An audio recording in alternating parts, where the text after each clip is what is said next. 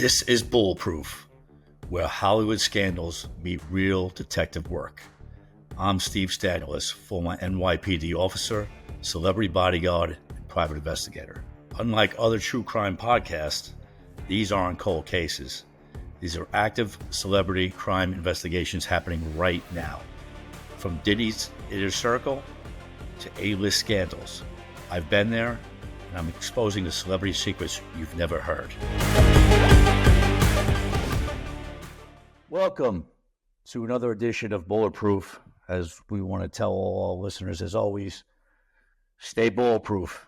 And again, another crazy incident that I can't believe that I've been following, and it just goes to show you the difference of being a police officer today as opposed to being a police officer back in the 90s, early 2000s. And a disgusting incident happened. It's actually not even disgusting. It's actually quite funny. But this is something that would have never happened back again in the 90s, 80s, even the early 2000s to 2010. So allegedly, Sean Charles Dunn, who works for the DOJ, went up to a U.S. Customs border worker and threw a sandwich at him, and then begin to run like a sissy across the street, run away from him. And obviously, they got him. They all knew who he was. But again, the fact that he is a DOJ worker, for anybody who's not familiar with what a DOJ worker actually does or what their responsibilities are to investigate and prosecute crimes. That's A. Represent the U.S. in court, protect the rights and enforce the rights of voting citizens, and manage federal law and enforcement agencies, right? So this is what this, excuse my language, this fucking idiot is supposed to do, and his responsibilities and what they are.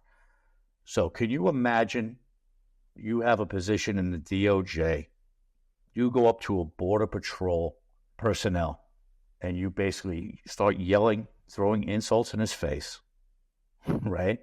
And then proceed to throw a sandwich at him. Now, it's funny. It's funny. Don't get me wrong. The whole thing is funny. It's like a comedy skit, especially when you see him do it. If you haven't seen the video and him run away, like, I can't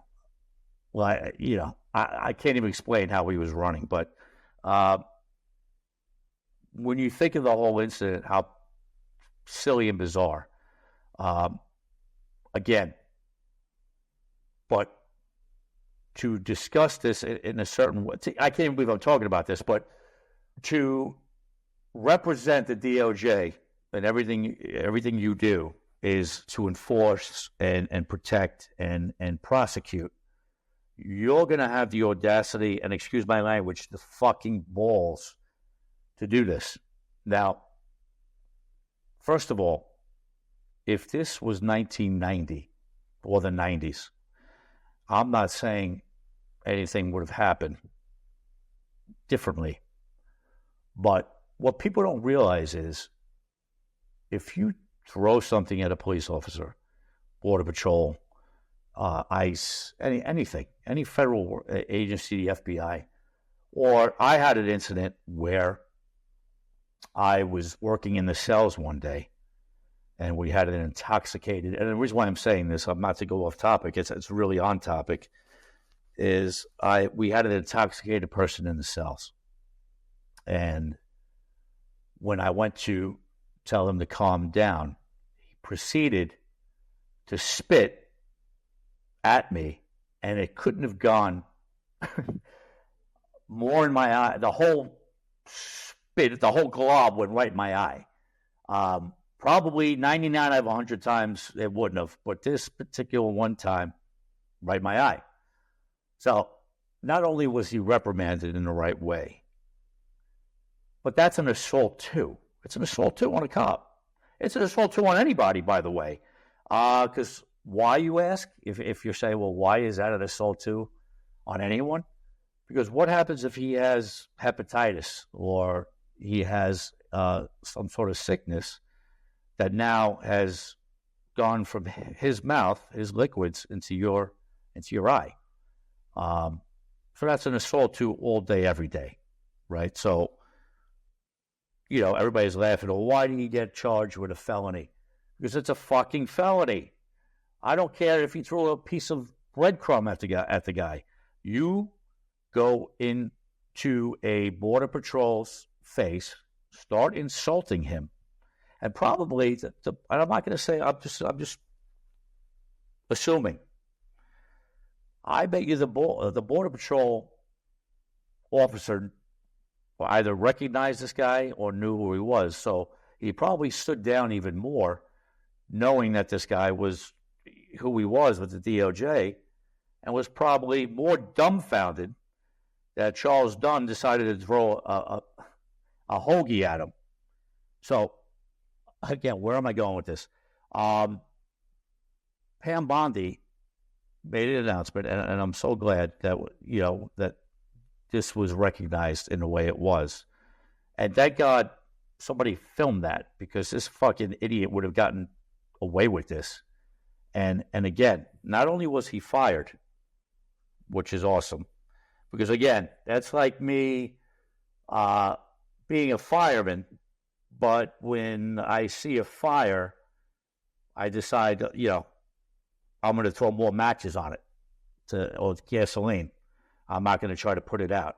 And that's in essence what he did, right? So I know a lot of people don't understand, like, oh my God, why are they making such a big deal? Charles Dunn, basically threw a hoagie or a hero, if you're from the East Coast, at the Border Patrol officer. And again, started throwing the verbal insults and the rap sandwich and all this stuff. It's this guy taking advantage of what his position is, never thinking, wow, someone's going to catch this and, I'm going to be terminated. So when this happens, again, where I'm going with this, because I've been following it, and I'm glad I didn't go on when this first happened, because I would have took a much different stance.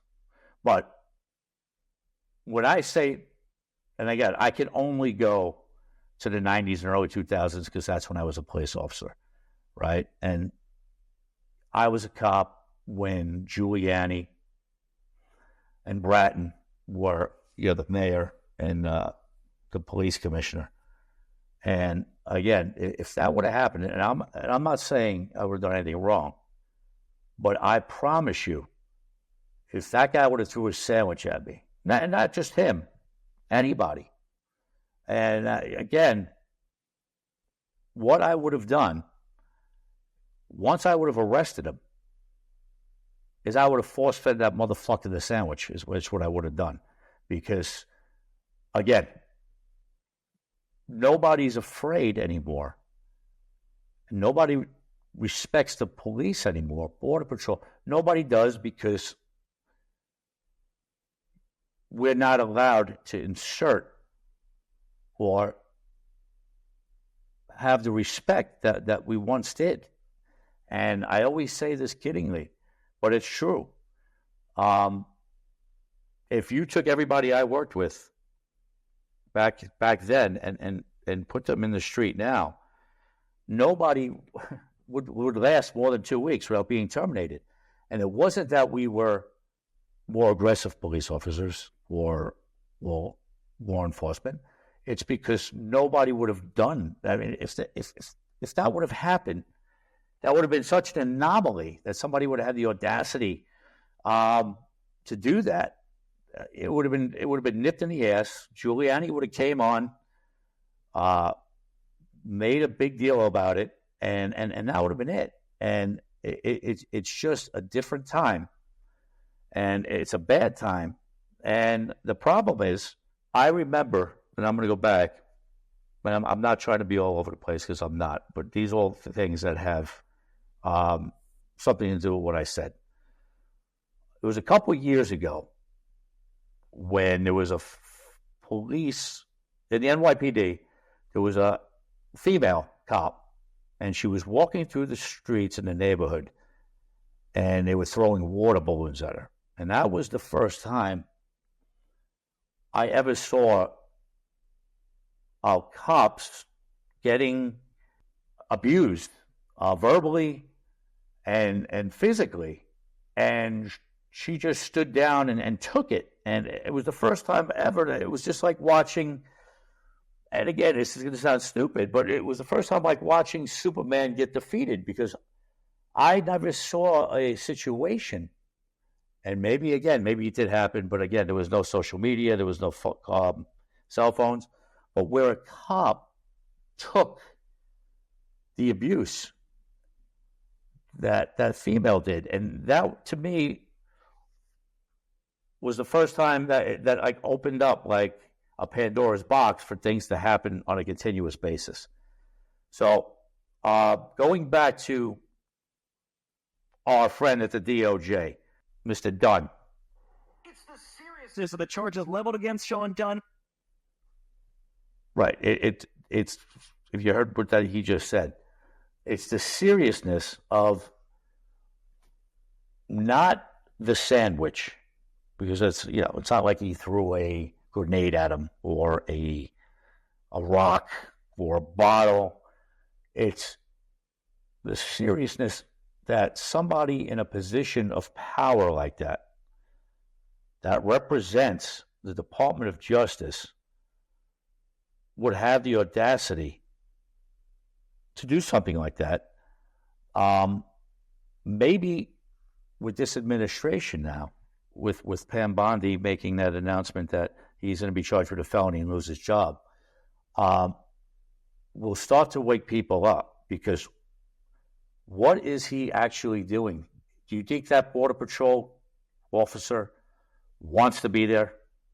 Do you think he's like, hey, great, yeah, let's catch some illegal? No, he's took a test, got the job, and that was his assignment for the day. So do you think he wanted to basically be in that corner, get abused by Dunn, that piece of shit, Dunn? And do you think he was the only one, Dunn, that basically said shit to him that day? Now, again, what I'm saying with Giuliani and everything that he was, he had his flaws, but do you think that would have happened? What would have happened with him would have been anybody that would have abused a cop would have been taken away. And the second one would have been taken away. And when I say taken away, either arrested or, been told to leave. By the third time that happened, everybody would have stopped. That wouldn't have happened anymore. So, again, when you have somebody like this guy, and there's more, because these fucking guys in the DOJ, in government, they all think they're bigger than anybody else, and they think they get away with shit. And again, whether it's the FBI, DEA, Civil Rights Division staff, I mean, these are all jobs inside the DOJ. That, again, whether they agree with this administration or they don't, I mean, you can't be doing that. And I hope it's never going to happen. It's never, ever, ever going to happen. But I hope this guy gets jail time, right? And I hope he gets a taste of what he probably never did, because, again, I don't discuss my political views. I guess sometimes when you hear me speak, you kind of know where they are. But, I'm, like I said, I've always been more of an independent. And, again, if you see my voting records, you can see that I was definitely an independent. But I always said this, and I always remember it. And there's no truer statement. Everybody is a far left liberal until they get mugged.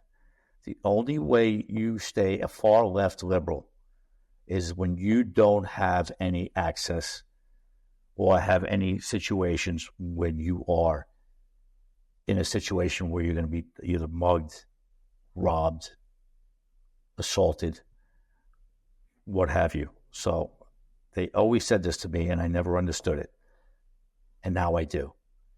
You are a liberal on the far left until you get mugged. And there's been no truer statement that I've ever heard. Because if you don't deal with stuff, you don't care. You're like, oh, you're all for, all the immigration and murderers and all these people coming into the country.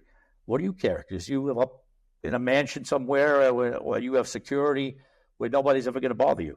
So I hope Dunn goes to jail, and I hope he gets abused. And that's my rant today. I'm not really, or I didn't really start this podcast to discuss current events. It's really to discuss cold cases, private investigating cases, some celebrity stuff. But when I see something so outlandish, like our friend Mamandi, who's running for mayor, who wants to defund the police, or something like this gentleman here from the DOJ, Mr. Dunn, I have to come out here and say my piece. So I'd like to thank everybody for listening to my rant today. Once again, stay bulletproof, stay strong, and we'll see you next time. Have a great week. And that's Bulletproof, your source for celebrity crime investigations. Subscribe for new episodes. Send celebrity scandal tips. Follow us on Instagram at Bulletproof True Crime Podcasts for exclusive content. This is Steve Stanulis. I'm keeping you bulletproof against all celebrity lies.